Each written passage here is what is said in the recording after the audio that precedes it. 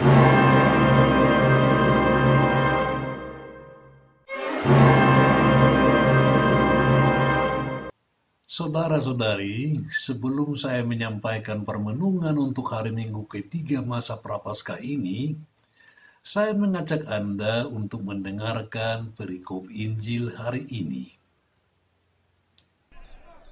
Ketika hari raya Paskah orang Yahudi sudah dekat, Yesus berangkat ke Yerusalem.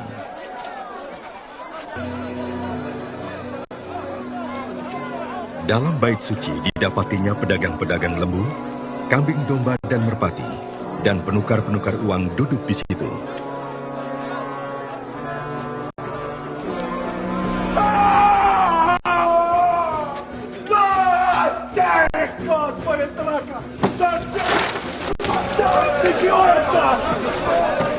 Ia membuat cambuk dari tali, lalu mengusir mereka semua dari bait suci dengan semua kambing domba dan lembu mereka.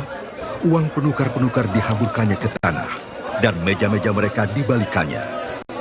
Kepada pedagang-pedagang merpati ia berkata, "Ambil semuanya ini dari sini, jangan kamu membuat rumah Bapakku menjadi tempat berjualan." Maka teringatlah murid-muridnya bahwa ada tertulis, "Cinta untuk rumahmu menghanguskan aku."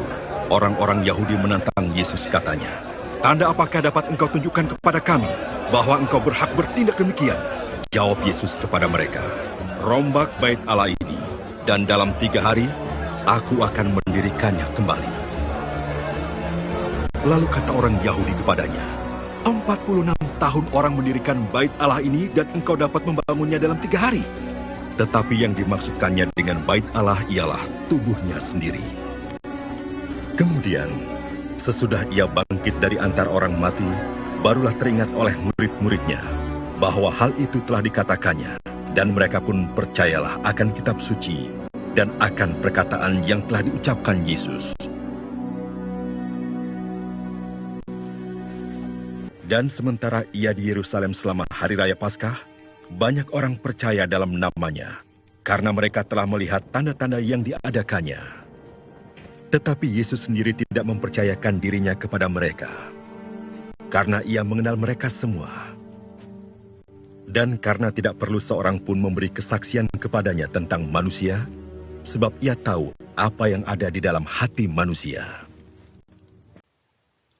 Saudara-saudari, sebenarnya kalau kita jujur terhadap diri kita sendiri, kita bisa menemukan kehendak Allah dalam suara hati kita.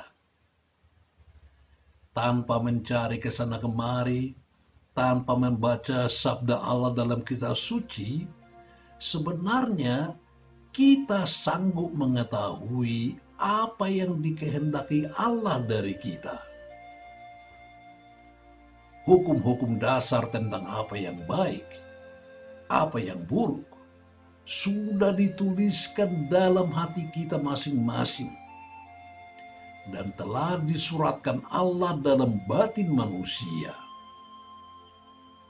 Adam dan Hawa sudah mengalami itu di Taman Eden.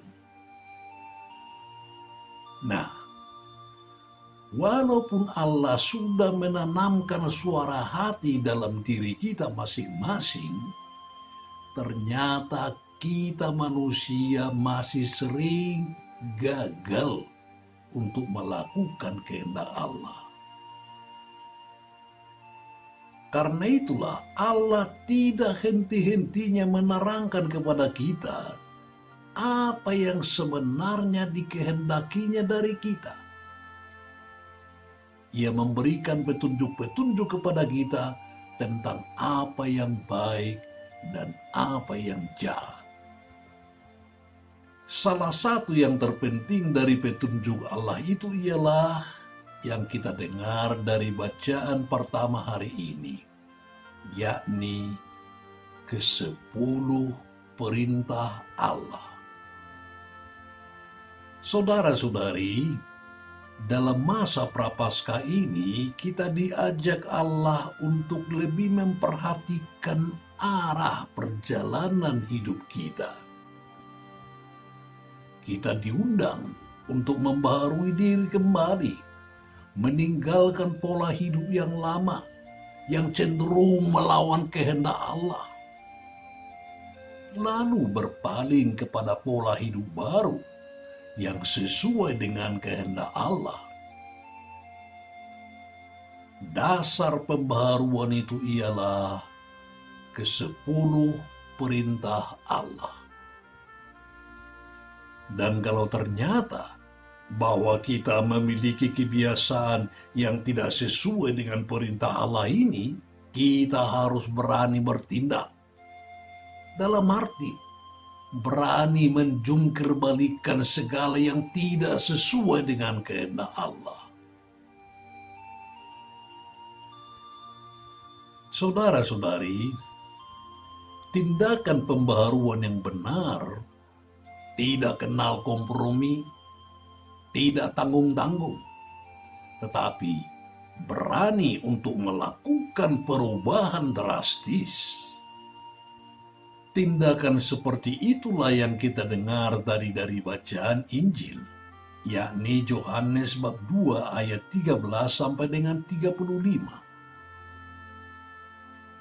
Yesus melihat bahwa Kenisa, rumah Bapaknya, telah dijadikan orang menjadi tempat berjualan, tempat doa dan persembahan ternyata makin menjadi semacam pasar, di mana duit lebih penting daripada hati yang murni. Dan entah apa sebabnya orang yang bertanggung jawab atas Kenisa itu tidak mengambil tindakan. Karena itu, Yesus bertindak. Terdorong oleh Roh, dia mengusir semua pedagang-pedagang yang ada di situ. Dengan cambuk, dia usir keluar semua kambing domba dan lembu yang mereka perjualbelikan. Meja-meja jungkir balikannya, dan segala uang yang ada di atasnya dihamburkannya ke tanah. Tindakan Yesus drastis, sebab memang pembaharuan yang sungguh-sungguh untuk mengembalikan Kenisa itu kepada fungsi yang sebenarnya membutuhkan tindakan drastis seperti itu.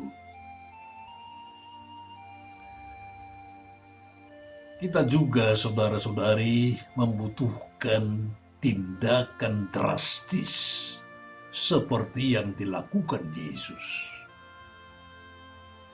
Kita memang memiliki suara hati yang terus-menerus mencoba mengajak kita untuk berbuat yang baik dan benar.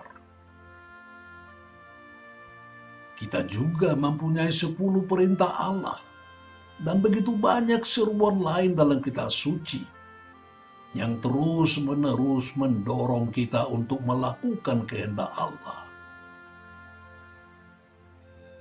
Namun, semuanya itu tidak ada gunanya kalau kita sendiri tidak rela melakukan tindakan pembaharuan.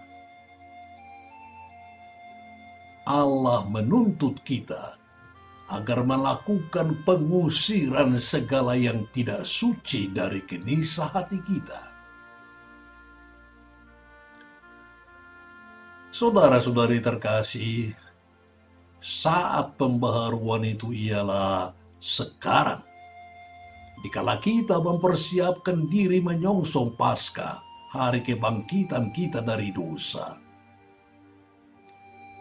Bersama Yesus, kita juga berani berkata, rombaklah Kenisa ini, dan dalam 3 hari aku akan mendirikannya kembali. Mari kita rombak segala kebiasaan kita yang buruk, dan nanti bersama Yesus yang bangkit akan mendirikan kembali suatu hidup yang berkenan kepada Allah dan kepada sesama. Pace e bene.